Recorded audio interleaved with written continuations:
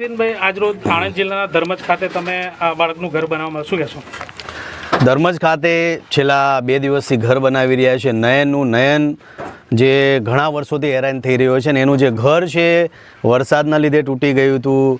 Mummy જન્મતાની વેદ ક્યાંક જતા રહ્યા અને પપ્પાનું કોઈ ઠેકાણું નથી અને આ દીકરો છે ને ભણવું છે અને પોતાનું ઘરનું ઘર.